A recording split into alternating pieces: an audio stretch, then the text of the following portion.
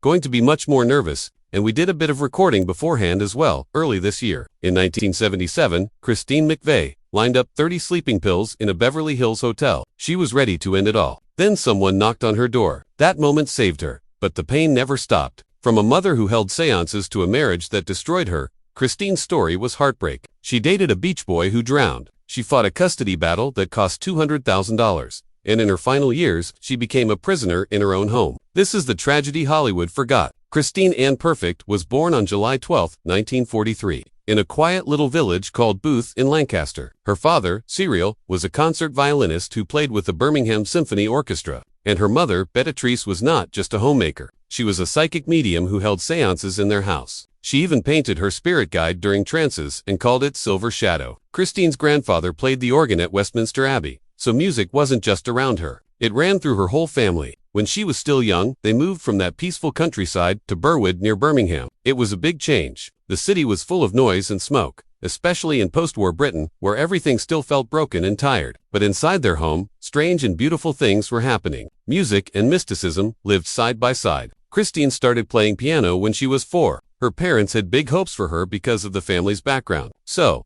she studied classical music seriously. She learned Bach and other complicated pieces all the way until she turned 11, but she wasn't excited by any of it. It felt like a burden. Teachers kept telling her she had to be perfect because of her last name, and that pressure made her feel trapped. Everything changed in the late 1950s when her brother John brought home a Fats Domino songbook. That boogie-woogie rhythm shook something loose inside her. Suddenly, the strict world of classical piano felt cold and far away. At 16, she stopped playing Schubert and started writing her own songs. In 1958, she was 15 and already soaking in rock and roll from the radio. Fats Domino, who had already sold over 65 million records by then, became her hero. At 16, she joined her first band called The Electric End and played Everly Brothers songs at local youth clubs. Her parents didn't like it at all. Her father, the proud violinist, thought she was wasting her talent, but she didn't care. At art school, she joined another band called the Bobcats. Their first show was at a community center, and they brought the piano in a hot dog van. Christine said it smelled like onions and stuck to her fingers when she played it. She also started performing with Spencer Davis,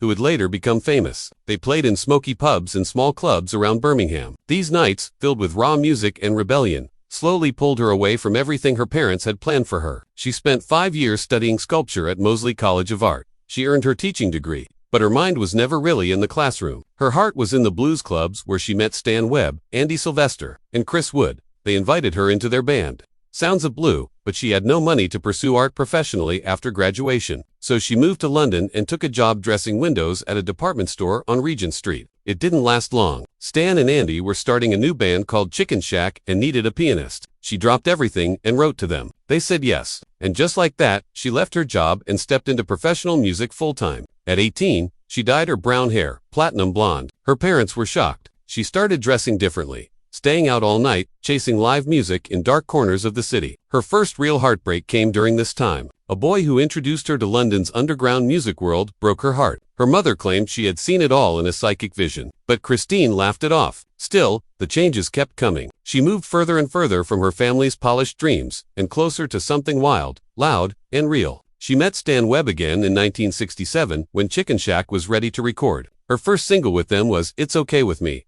Baby, a song she wrote herself. But behind the scenes, things weren't so smooth. She found out Stan was cheating on her, and that pain sank into her songwriting. She stayed long enough to sing I'd Rather Go Blind, which became a huge hit, reaching number 14 on the UK charts. People praised her voice for being emotional but never overdone. Still, she made almost no money from it. Managers were living in fancy houses while the band struggled, sharing tight spaces on tour. Christine felt the unfairness growing heavier with every show. She had already married John McVie, the bassist from Fleetwood Mac, on August 3, 1968. They didn't have a honeymoon. They stayed in a hotel with Joe Cocker and went right back on tour. Their bands were signed to the same label, Blue Horizon, and they often played the same venues. The two of them shared a flat with friends and fellow musicians. But it was clear they couldn't build a marriage from separate hotel rooms. She wanted stability. She wanted to be with him, not just on the phone between cities. In 1969, she left Chicken Shack at the height of her fame. She had just been named the best female vocalist in Melody Maker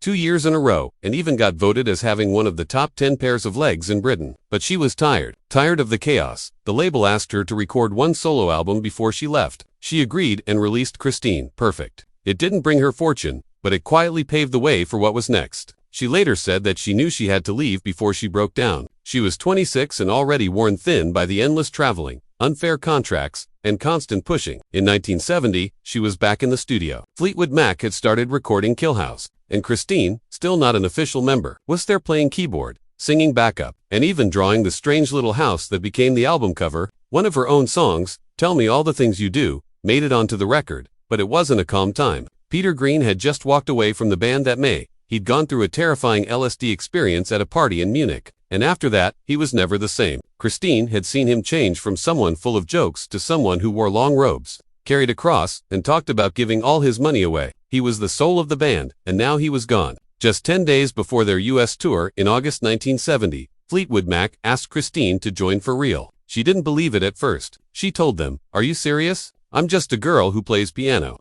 But on August 8th, she walked on stage as an official member. She sang on future games that same year, helping the band find a new sound after losing Green. Some audiences didn't even know she was part of the band. They thought she was just backup. But Christine's soft voice and calm energy began to shape what Fleetwood Mac would slowly become. She had taken John McVie's last name on stage. But at home, things were far from peaceful. By 1973, she knew about Jay's drinking, his mood swings, and the rumors of him cheating. On stage, they looked like a couple in sync. Off stage, she wrote songs like Morning Rain in hotel rooms while listening to John scream at her. Sometimes, he threw things. One night, he picked up a knife. On flights, she'd sit far from him. And during one long flight, John started flirting with a model named Sandra Eldon. That turned into something more. Christine tried to hold things together, but the only person she could lean on was the other woman in the band. They didn't have anyone else. She also saw things no one talked about. Peter Green's breakdowns didn't end quietly. During a 1970 Fillmore show, he melted down on stage, and Christine had to help him off. The LSD party in Munich had changed him. He said he played the best guitar of his life in that basement but came out crying. After that, he started writing about demons and dreams. One song, The Green Manishi, came from a nightmare where a hellhound chased him, showing how money could destroy a soul. Christine stood by, watching all of it, trying to help, but knowing no one could bring him back. All of it, trying to help, but knowing no one could bring him back. In 1971, Christine started working on future games again. This time, she stepped up in a new way. She spent $15,000 of her own money on a Moog synthesizer and taught herself how to use it, staying up late alone in the studio. Meanwhile, Danny Kerwin was falling apart. He was drinking a bottle of whiskey before lunch and passing out during takes. Once she asked him to slow down the tempo of a song, he answered by smashing 3 guitars worth $2,000 each. During a European tour stop in Munich, he threw his amp at John McVie. Christine started recording her vocals at 3 a.m. just to stay safe. In 1972, while working on Bare Trees, her cover of Spare Me, A Little of Your Love, became a hit, landing at number 83 on Billboard. But Bob Welch made things worse. He wanted top billing and demanded $500 every day as a creative fee. Christine secretly booked late-night studio sessions at Advision Studios, spending $12,000 of her savings to record without him. When Welch found out, he lost control and smashed the mixing board with a cricket bat, causing $8,000 in damage. She had to climb through a back window just to save the tapes. The album still sold 200,000 copies in 6 months, but the stress made her drop 15. Her insomnia got so bad it stayed with her for years. By 1973, things hit a personal low. While recording Y in LA, Christine got a call from the hotel manager. Her husband, John, was with a 19-year-old groupie named Jenny Boyd. Christine later found explicit Polaroids in his guitar case. Still, she kept recording. You can hear it in her voice. Those vocals weren't just emotional. They were real. She started seeing a therapist named Dr. Harold Bloomfield, paying $75 a session, which would be around $500. Now no one in the band knew. She kept playing 47 shows that year, and during one concert in Chicago, she fainted on stage. She came back 10 minutes later and finished the set. In her 1998 book, she admitted she had thought about ending her life 3 times during that year. Kerwin's final collapse came on August 15, 1973. During soundcheck at the Rainbow Theatre in London. Drunk on 2 bottles of gin, he attacked the sound engineer with a microphone stand. The man needed 12 stitches. It cost the band $5,000. Christine took over everything. Keyboards, piano, vocals for 156 shows. She pushed her voice so hard she had to get steroid shots every 3 weeks. Her vocal range dropped from 3 octaves to 2. At times, she lost her voice completely and had to cancel shows. On tour, she carried her own 85-pound piano because there weren't enough Roys. Then came 1974 during the recording of Heroes Are Hard to Find. Everything exploded. On March 12th at the Hyatt House in West Hollywood, Bob Welch accused Christine of stealing songwriting credits. A fight broke out, guitars got smashed. A Hammond organ was destroyed. The total damage hit $3,500. Neighbors heard screaming and breaking glass. The police were called. Christine was left with a bruised rib. She sat in the hotel writing a resignation letter. She almost quit, but their manager reminded her they had already spent the $500,000 tour advance. If she left, she'd face lawsuits and debt. In December 1974, everything was falling apart for Fleetwood Mac. Bob Welch had just quit, marking the 9th time someone left the band in only 8 years. Mick Fleetwood was desperate. He needed someone new, fast. He ended up at Sound City Studios, where producer Keith Olsen played him a track called Frozen Love. The guitar solo stood out. It wasn't just good, it was haunting. It came from an old 1973 album by a little-known duo called Buckingham Nicks. Mick got curious and asked about the guitarist. That's when he heard the name, Lindsey Buckingham. But Lindsey wouldn't come alone. He had a condition. If he joined, his partner, Stevie Nicks, had to join too. Christine McVie wasn't so sure. She didn't want another woman in the band, not without meeting her first. So, on New Year's Eve 1974, the three of them sat down at El Carmen, a small Mexican restaurant. Stevie showed up in her waitress dress straight from her shift at Clementine's, where she was cleaning tables for just $1.5050 an hour because their record label had dropped them. That dinner changed everything. Christine gave her approval, and by February 1975, Stevie and Lindsey were officially part of Fleetwood Mac. Only 3 months later, they started recording a new album. It came out in July 1975 and sold over 7 million copies. But success didn't mean peace. In early 1976, they went into the record plant studio in Sausalito to begin the next album. It was supposed to take a few weeks. It turned into 8 months of non-stop recording, fights, and drug use. The original plan was to release it in September, but nothing was going as planned. Christine McVie nearly quit after Lindsey forced her to re-record her parts over and over. Her song, Over My Head, took weeks. She suffered a bad asthma attack from all the smoke in the studio and had to step outside for oxygen during sessions. But she still came in one night alone and recorded Songbird in a single take. That song became her most emotional work. Written right in the middle of her divorce from John Mick, things were getting worse. The master tapes got damaged from being played too many times. They had to bring in a specialist with strange equipment who sat there for days, trying to save the recordings by matching the broken parts to backup copies using just headphones. The band had to cancel a full tour in fall 1976 just to finish the album. That cost them around $2 million. While all this was happening, Christine was hiding something big. Her marriage to John was falling apart, and during the 1975 tour, she started secretly seeing the band's lighting director, Curry Grant. She even wrote, "You make loving fun about him," but told everyone it was about her dog to avoid drama. John found out anyway. He told Mick Fleetwood, who confronted Curry. Curry was eventually fired. Stevie Nicks found out and questioned Christine in 1977.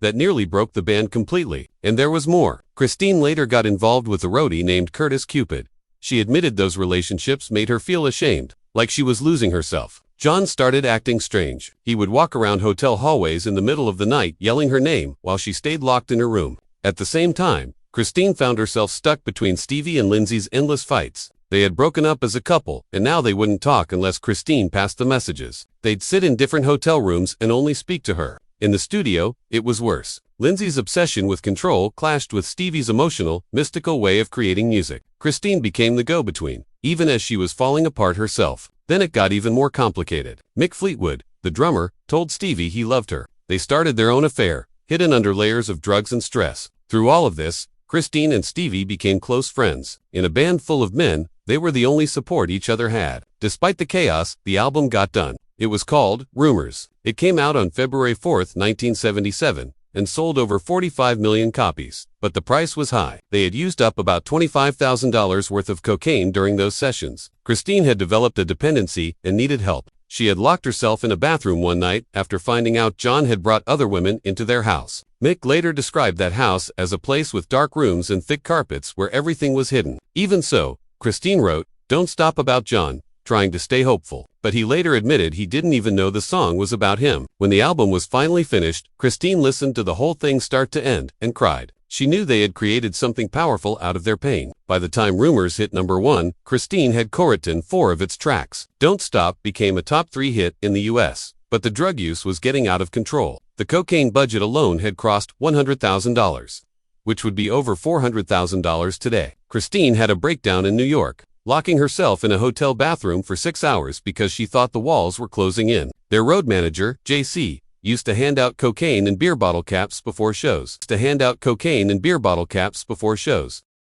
Christine and Stevie wore little bottles around their necks filled with cocaine and topped with diamond-studded spoons. During the world tour that followed, which made $20 million over 112 shows, Christine found a hotel key in John's pocket. It belonged to a 19-year-old girl. Right then, in the middle of the Atlanta concert on July 15, 1977, Christine filed for divorce. She signed the papers during the show's intermission and then went right back on stage to sing Go Your Own Way.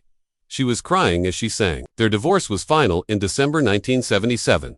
John had to pay her $2.3 million and give up half of their estate in the English countryside. Christine returned to Cary Grant again, the man she had written her love song for, but the wounds were still open. Then came the Grammy Awards in February 1978.